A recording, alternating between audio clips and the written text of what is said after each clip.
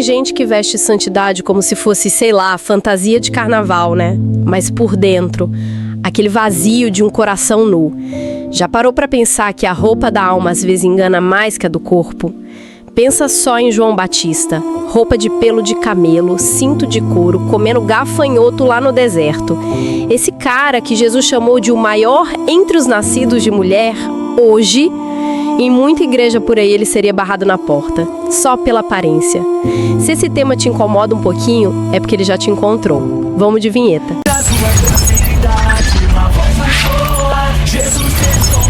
Oi, eu sou a Roberta. E eu sou o Paulo. E nós somos o Casal Roma. Sabe, tem gente que parece que não tira a máscara nem pra orar. É, complicado. Hoje a gente vai fundo naquelas verdades que queimam por dentro, sabe? Sobre essa tensão entre o que a gente mostra por fora e o que a gente realmente é por dentro.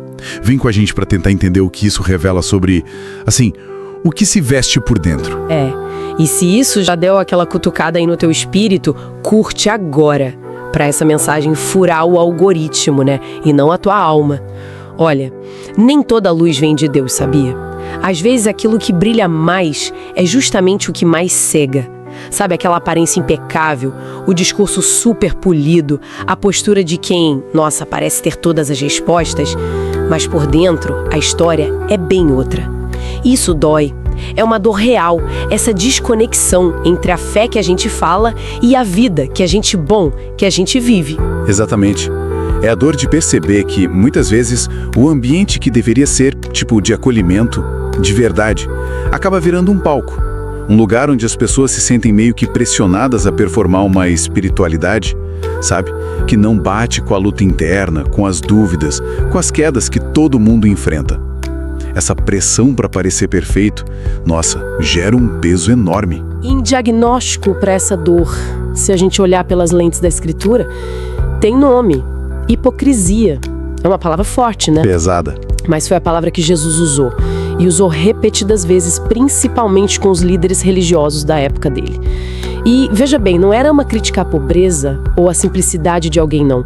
Era a duplicidade. Aquela tentativa de usar a religião como disfarce. E o diagnóstico vai fundo, viu? A hipocrisia não é só, tipo, fingir ser algo que não se é.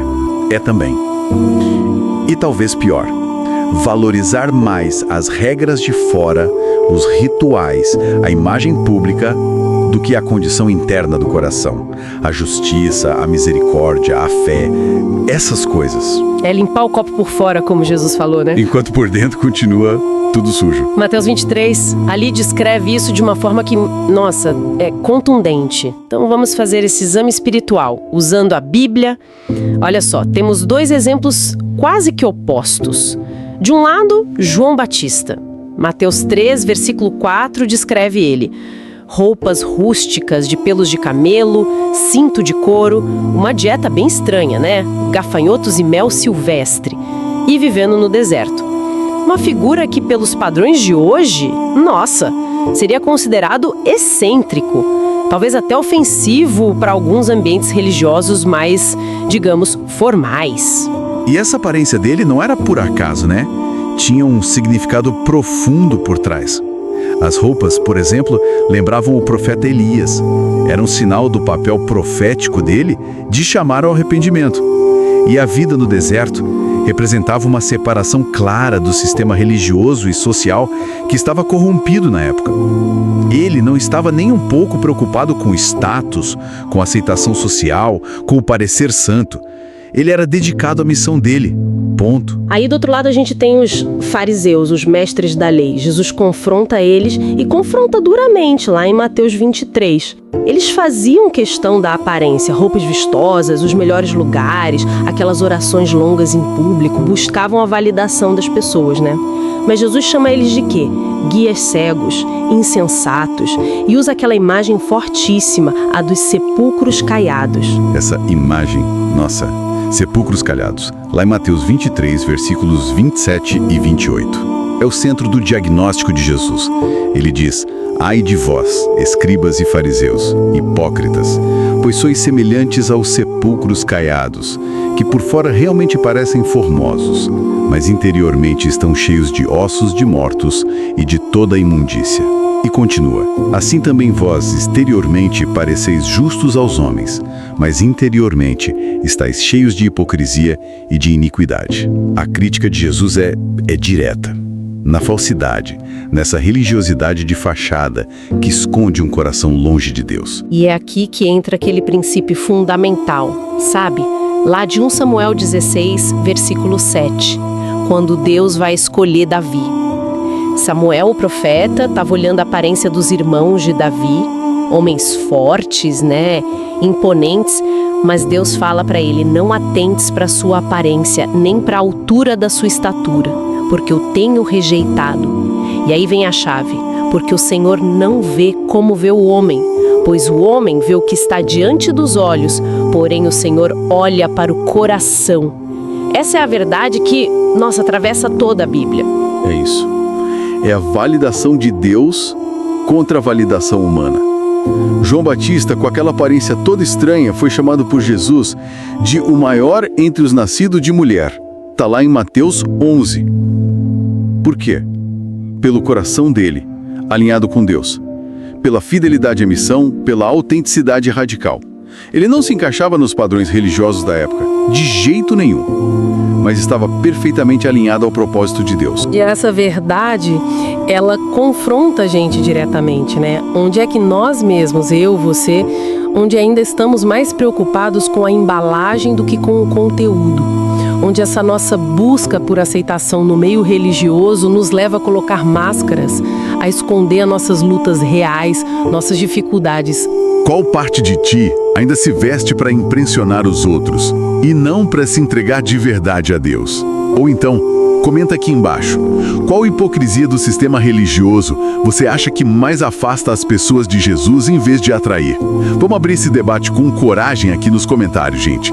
Tem espaço para todo mundo, até para quem nunca comentou nada antes. Porque a cura para essa dor, para essa hipocrisia, para superficialidade, não está em tentar se consertar por fora, sabe? Não está em criar uma fachada ainda melhor, mais convincente. A cura está em reconhecer a nossa própria insuficiência e olhar para Cristo é só nele. Exatamente. A cura não vem do nosso esforço em parecer santo, de jeito nenhum. Vem da obra de Jesus lá na cruz. É Ele quem limpa a gente por dentro. É o sangue dele que nos purifica de toda a iniquidade, não as nossas boas obras ou a nossa aparência religiosa, por mais impecável que seja. A transformação real, ela vem de dentro para fora. É o Espírito Santo quem opera isso. E isso nos leva direto para a missão, né? A nossa missão não é performar santidade, não é fazer teatro, mas é viver em autenticidade diante de Deus e diante das pessoas. É permitir que essa transformação interna que Cristo opera, que ela transpareça nas nossas ações, no nosso caráter, nos nossos relacionamentos, é ser sal e luz de verdade, não uma imitação barata. A missão é essa: abandonar a fantasia e abraçar a verdade. É ter a coragem de ser vulnerável, de confessar as fraquezas, sabendo que a nossa justiça, ela não vem de nós mesmos, de jeito nenhum. Ela vem de Cristo. É construir comunidades de fé onde a graça prevalece sobre o julgamento pela aparência, onde a gente possa ser real. No fim das contas, a roupa que realmente importa não é a de grife, nem a religiosa impecável.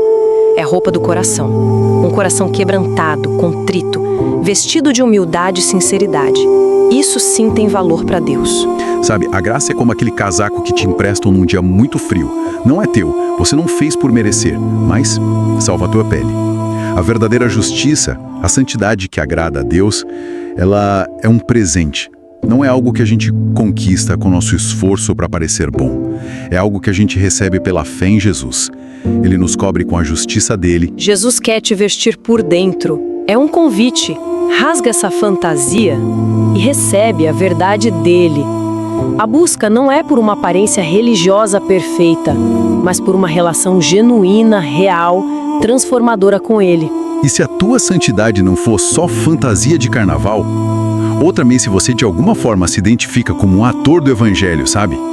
Que vive de aparência, se inscreve aqui no canal e já envia este vídeo para aquele amigo. Pode ser o santarrão que vive pesado de tanta aparência, ou aquele que se sente tão perdido tipo curva de rio, que acha que não tem mais jeito. A mesa é para todos. Tem lugar para quem acha que já está limpo e para quem não se sente digno nem de chegar perto. Todo mundo cabe no mesmo amor.